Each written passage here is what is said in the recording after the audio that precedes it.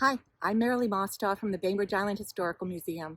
On today's episode of the Curious Curator, I'm at the Merilee farm with the folks from Friends of the Farm who started a victory garden at the beginning of the pandemic. Let's see what they're up to. I am Heather Berger, and I am the Executive Director at Friends of the Farms. And I'm Morgan Houk. I'm the Program Manager here at Friends of the Farms. So can you tell me a little bit about what's going on out here? Well, we are at Merilee Farm, which is one of the 5 public farmland properties owned by the city of Bainbridge Island that is managed by Friends of the Farms.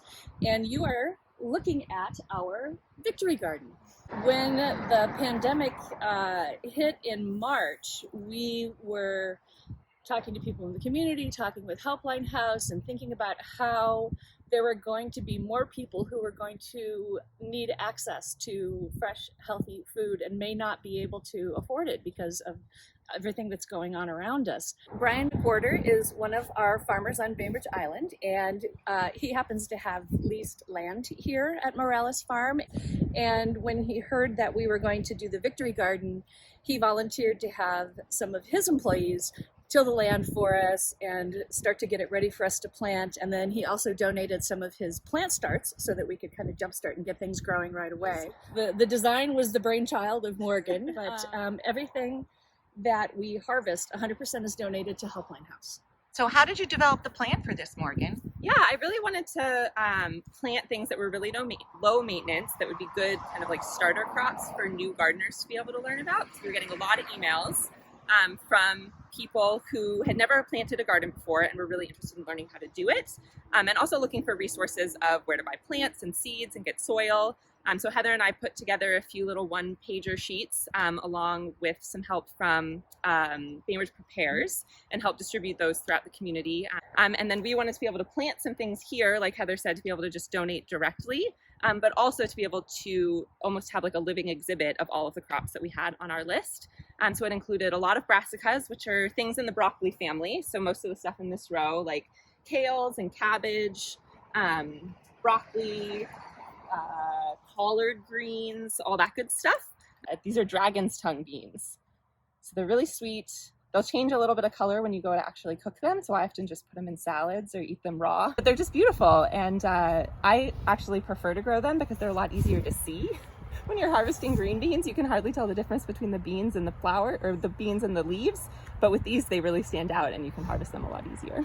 So calendula is one of those crops that is just absolutely beautiful. You can see a bunch of these starting to go to seed, which is kind of fun. They have these like alien-like seed pods. So they're just green right now, but they'll get nice and dark brown when they're ready to be harvested. And then these beautiful orange flowers that as we continue to pluck them, will just continue to flower all year. And these petals, if you just gently grab them and pull them off like this, are just so beautiful, and they're completely edible. And I can't really describe their flavor beyond they're floral. They add like a nice kind of like sweet floral flavor to things. But I just sprinkle them on the top of salads when I'm eating them, or if you're like making a beautiful cake, they're really fun to decorate with. Morgan, tell me about the herbs you're growing. Yeah, so I wasn't planning on growing a lot of herbs, but threw a few in just at the very start of everything. Some quick growing ones like dill and cilantro that I just direct seeded. And I didn't think it was something that would be in a lot of demand at Helpline House, and it's not something that sells a ton when you're at a farmer's market when you're a farmer. But when I was able to harvest the first batch and bring them down, everyone was just thrilled to have fresh herbs to be able to give out. And I just realized it was a need that wasn't being fulfilled, and I put fresh herbs in everything, so what's to say that other folks aren't going to?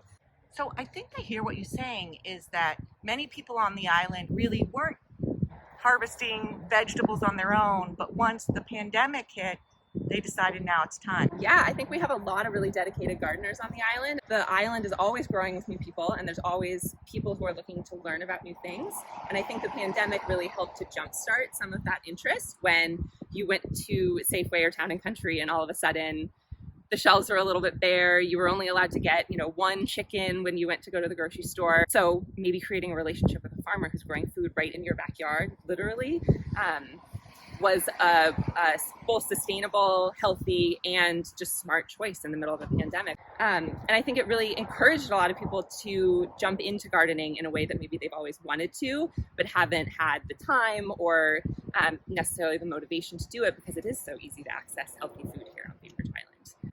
Starting in March and April, I started getting emails, sometimes 10 or more a day from people who said, I want to help, and I have a garden and I'm thinking of planting food, but what can I do? What can I do? And so we really encouraged people to not only plant food for themselves, but if they might have a neighbor who is in need, that they might be able to help out with them, and then to plant your garden, but plant an extra row and take it to the food banks. So it became kind of a community project to help other people in the community around food, which is, I think that was a pretty awesome thing. Yeah. And they're keeping track of all the gardeners and how much food they're bringing. So hopefully come the end of the harvest season, we'll be able to see, they weigh every box that I bring them. So hopefully we'll be able to see all the amazing community members and how much food is actually donated from gardens on Bainbridge Island. This is public farmland. This part here is not leased. It's public land. And so anyone can come and walk through and just see what we've got going on here. Eventually, we hope when it's safe for us to do so, that this will be sort of maintained more by volunteers and people who want to come out and engage with the land and learn some things along the way, and maybe have a little snack of broccoli while they're doing it.